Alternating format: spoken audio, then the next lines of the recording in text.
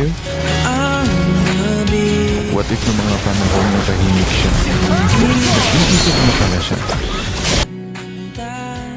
kung paano siya magpapaalam sa'yo. May pag-asa pa ba kung susuko ka? Kasi nga nananawa na. Larawan mo pa. Samantalang ikaw, gusto mo pa sana siyang lusin. Samantalang ikaw, gusto mo pa sanang ilaban. Ano naman ang ilalaban mo? Kung yung taong gusto mong ipaglaban,